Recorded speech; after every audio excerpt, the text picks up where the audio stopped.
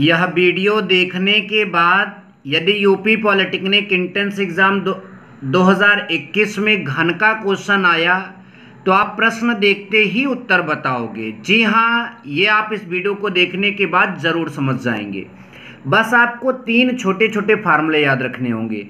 घन का आयतन का फार्मूला होता है ए क्यूब, मतलब भुजा या कोर की घाते 3। पृष्ठीय क्षेत्रफल मतलब संपूर्ण पृष्ठीय क्षेत्रफल का फार्मूला होता है 6a²। और विकर्ण डी का फार्मूला होता है √3a। यदि आप ये तीन फार्मूले याद करते हो तो सारे क्वेश्चन आप जल्दी से कर लेंगे, प्रश्न देखते ही उत्तर बताएंगे। देखो मैं ऐसा करवा भी रहा हूँ। एक घन का आयतन 27 सेंटीमीटर क्यूब है, उसका संपूर्ण पृष्ठ ज्ञात कीजिए। यहाँ पृष्ठ नहीं लिखा है तो देखिए आयतन 27 सेंटीमीटर क्यूब है, तो आयतन का फार्मूला ए क्यूब बराबर 27। तो ए क्यूब बराबर 27 मतलब कि क्यूब उधर जाएगा तो इसका घनमूल बनेगा, और 27 का घनमूल कितना आता है? 3 आता है। और संपूर्ण पृष्ठ ज्ञात करना है तो 6a²। ए की वैल्यू 3 आई तो 3 का स्क्वायर कितना होता है आपका 9, और 9 छंग कितना 54 इसका उत्तर। इस तरह से आप कैलकुलेट करेंगे। साल भी किया गया है। v मतलब आयतन 27 सेंटीमीटर क्यूब दिया गया है, v की जगह ए क्यूब रख दिया, 27 की जगह 3 का क्यूब कर दिया, 3 की जगह 3 तो ये बराबर भी 3 सेंटीमीटर। अब आपको पृष्ठीय क्षेत्रफल ज्ञात करना है तो यस बराबर 6a²। तो यस बराबर 6 अपनी जगह, ए की वैल्यू 3 रख दिया गया, 3 का स्क्वायर आपका 9, 9 छंग कितना हो जाएगा 54। आई होप कि आपने पहला वाला क्वेश्चन समझ लिया। चलिए अब दूसरा वाला प्रश्न देखते हैं। एक घन का विकर्ण 6√3 सेंटीमीटर है तो यस बराबर क्वेश्चन मार्क, मतलब पृष्ठीय क्षेत्रफल बराबर क्वेश्चन मार्क। तो डी बराबर 6√3 सेंटीमीटर है, और डी का फार्मूला है √3a। तो √3a इज इक्वल टू जो यहाँ पर लिखा वो लिखा ही रहेगा, इससे ये कैंसिल हो जाएगा। a बराबर कितना आया 6। तो यदि a बराबर 6 आया तो यस का फार्मूला क्या है 6a²। तो a की जगह 6 रखोगे, 6 का स्क्वायर 36, 36 में 6 का गुणा करेंगे 216। देखिए कितना जल्दी हो रहा है। अब देखिए तीसरा प्रश्न हम अभी तीसरा और चौथा बाद में देखेंगे, हम पहले पांचवा और छठवां देख लेते हैं, ठीक है। अब हमारे पास पांचवा प्रश्न बहुत अच्छा है। यह अनुपात पर आधारित प्रश्न बनते ही बनते हैं, इसलिए ध्यान दीजिएगा। दो घनों के आयतनों में 8:27 का अनुपात है, उसकी कोरों में अनुपात ज्ञात कीजिए। तो अनुपात देखिए आयतनों में 27:8 का है, इसलिए b1/b2 बराबर 8/27। हम 27/8 बोल रहे हैं, 8/27, ध्यान दीजिए।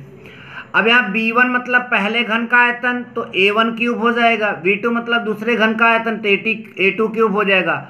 8 का मतलब 2 की घाते 3, 27 का मतलब 3 की घाते 3।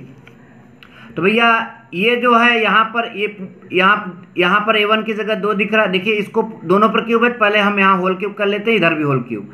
तो क्यूब की जगह क्यूब, तो a1/a2 बराबर 2/3, अर्थात a1:a2 बराबर आपका 2:3। a1 a2 क्या है? कोर, तो कोरों में अनुपात कितना आया 2:3।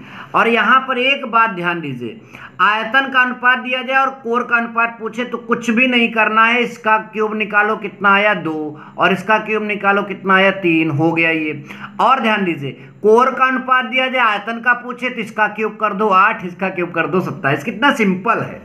चलिए नेक्स्ट वाला, 6 सेंटीमीटर भुजा वाले घन का विकर्ण ज्ञात कीजिए। तो डी बराबर घन का विकर्ण वाला फार्मूला होता है √3 गुणते a। तो √3 अपनी जगह पर है, a की वैल्यू कितनी है 6। तो ये तो आपका देखते ही उत्तर आ गया। तो ऐसे ही प्रश्न आते हैं पॉलिटेक्निक एंट्रेंस एग्जाम में। चलिए अब आपका जो 2 प्रश्न छोड़ा है उसको भी बता देते, पहले चौथा फिर तीसरा। देखिए एक घन के कोर में 20%, एक घन की कोर 20% बढ़ा दी जाती है, घन का आयतन कितना बढ़ेगा, ठीक है।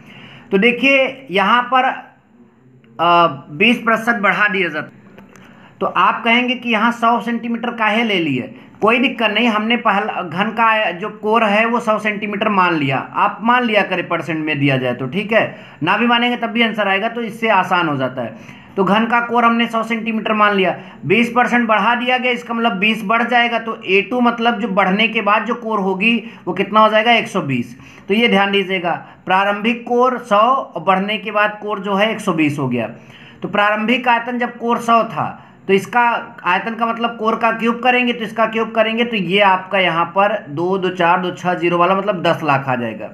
और इसका b2 मतलब इसका क्यूब करेंगे तो इसका क्यूब करेंगे तो कुल आपका ये आएगा 1,72,000 17,00,000 28,000 ये आपका आंसर आएगा। ठीक है, तो अब देखिए जब भी आपको मतलब कि प्रतिशत वृद्धि आपको ज्ञात करना जैसे आयतन में, तो आप देखिए आयतन कितना बढ़ा, तो देखिए आयतन की बढ़ोतरी ज्ञात करने के लिए अंतिम आयतन माइनस प्रारंभिक आयतन कर लीजिए।